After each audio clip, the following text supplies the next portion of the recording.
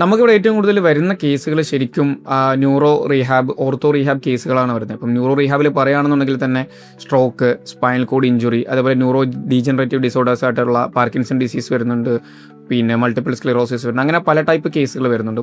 അതിന് പുറമേ തന്നെ നമുക്ക് ഓർത്തോ റീഹാബിൽ വരുന്ന കേസുകളുണ്ട്. കൂടുതലായിട്ടും നമുക്കറിയാമല്ലോ, നമ്മുടെ ബാക്ക് പെയിൻ, ജോയിൻറ്റ് പെയിൻസ്, അതുപോലെ തേയ്മാനങ്ങളെന്ന് പൊതുവെ പറയപ്പെടുന്ന ഓസ്റ്റിയോ ആർത്രൈറ്റിസ്, ഷോൾഡേഴ്സിലുള്ള പെയിനുകളും ഇങ്ങനെയുള്ള കേസുകൾ വരുന്നുണ്ട്.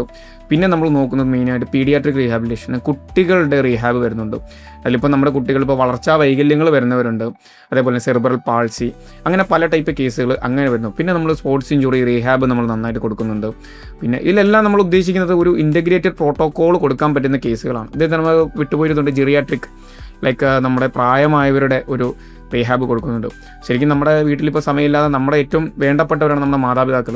അപ്പോൾ അവർക്ക് നമ്മുടെ തിരക്കുകൾ കൊണ്ട് ചിലപ്പം അവർക്കൊരു ട്രീറ്റ്മെൻറ്റ് കൊടുക്കാൻ പറ്റാതെ വരികയാണെന്നുണ്ടെങ്കിൽ ഏറ്റവും നല്ല രീതിയിൽ അവർക്കൊരു ആ ഒരു ഓൾഡ് ഏജിൽ കൊടുക്കാൻ പറ്റുന്നൊരു റീഹാബിലിറ്റേഷനും, അതുപോലെ അവർക്ക് വേണ്ട സമയത്തുള്ളൊരു ചെക്കപ്പും, വേണ്ട ട്രീറ്റ്മെൻറ്റ്സ്, അവരുടെ കെയർ, അങ്ങനെ എല്ലാ കാര്യങ്ങളും ഒരു ജിറിയാട്രിക് റീഹാബ് എന്നുള്ള രീതിയിൽ കംപ്ലീറ്റ് ആയിട്ട് നമ്മൾ അവരെ ഫുള്ള് നമ്മൾ മാനേജ് ചെയ്യുന്നുണ്ട്. അപ്പോൾ നമ്മളിതിൽ മെയിനായിട്ട് മനസ്സിലാക്കേണ്ടത് റീഹാബ് എന്ന് പറഞ്ഞ ഒരു ജേണിയാണ്. അപ്പോൾ അത് ശരിക്കും വലിയൊരു ടൈം പീരീഡ് എടുക്കുന്ന, ടൈം കൺസ്യൂമിംഗ് ആയിട്ടുള്ളൊരു പ്രോസസ്സാണ്.